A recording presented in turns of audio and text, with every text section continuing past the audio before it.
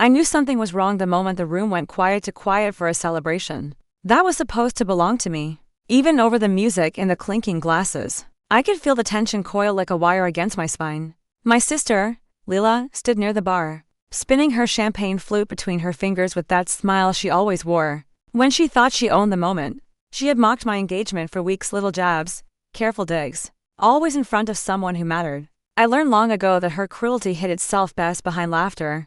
I shouldn't have been surprised. Leela had spent our entire childhood turning affection into a competition. She'd steal my clothes, my friends, my chances. I used to think she wanted what I had.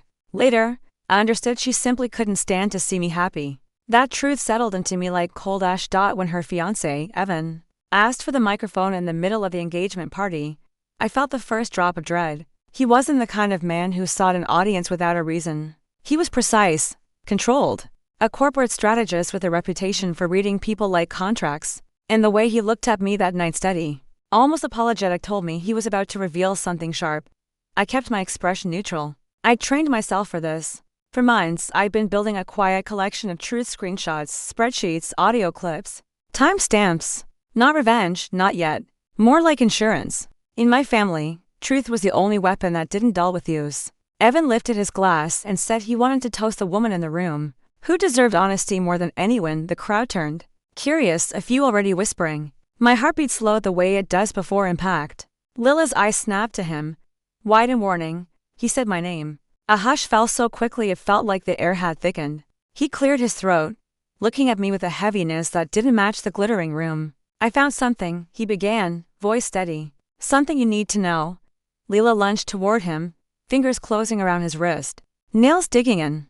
But he eased her back with a firmness I hadn't seen him use before. His jaw was tight, determined. He told the room that someone had used my identity to open credit lines, subtle, small, spread across several states. Not enough to catch the bank's immediate attention, but enough to raise alarms for a man who audited financial patterns for a living. He said the paperwork was laced with details no stranger could know. The name of my elementary school, the exact model of the first car my father taught me to drive, the hospital where I had my appendix removed. Someone close, someone familiar, someone who looked a lot like family. A cold ripple went through the crowd. Lila's face went rigid, and for the first time in my life, I watched guilt flicker behind her perfectly curated calm. She tried to laugh it off, said Evan had misunderstood, exaggerated, misread the documents.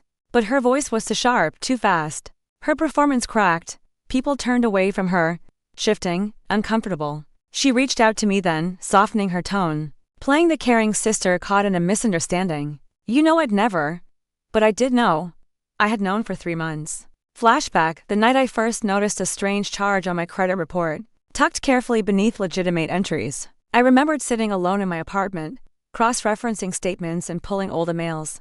The blue light from my laptop casting long shadows against the wall. And then I found it, a digital trail, sloppy in ways Leela never realized she was sloppy. A fingerprint in the metadata. Her fingerprint. I confronted her quietly back then, hoping she'd admit it, apologize, maybe even understand the weight of what she'd done. Instead she laughed, tossed her hair, and asked why I always imagined myself as a victim. She said I was too sensitive, that I made everything dramatic.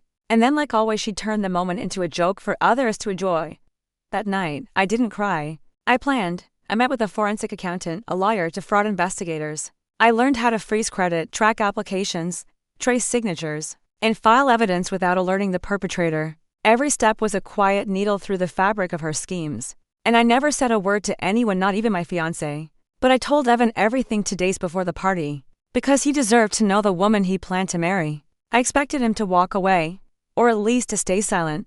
Instead, he asked for copies of the evidence and went digging deeper. And what he uncovered turned his stomach. He found the accounts she opened in his name. So now, standing in the middle of the party surrounded by gasps and murmurs, I let Leela reach for me, then stepped back. Just an inch. Enough for everyone to see the distance. Evan handed me a folder. Inside were printouts of the documents she forged. My name, his name, the trail of accounts tying back to a single IP address. Her apartment, her devices, her signature. Over and over, Lila's voice shattered into pleading. Then anger. Then denial. But the crowd had already shifted. The room wasn't hers anymore. I didn't raise my voice. I simply said the words I'd been waiting to say.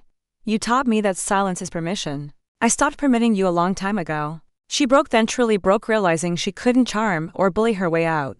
She tried to leave, but two investigators Evan had quietly invited stepped forward and asked her to stay. For questions, for statements, for the truth she had run from her entire life. The party unraveled around her, but I stood still, feeling the weight that had been pressing against my ribs slowly lift. Not joy, not triumph. Something quieter, something steadier, justice settling into place like a final puzzle piece when they let her out. She looked back at me, eyes full of something I had never seen from her before. Fear? I didn't smile. I didn't need to. Sometimes revenge isn't fire. Sometimes it's the slow, inevitable turn of a lock finally clicking into place, and as the night closed in around me, soft and cold and steady, I felt the world grow silent in a way that finally made sense. If you want to hear more stories carved from quiet shadows, stay close.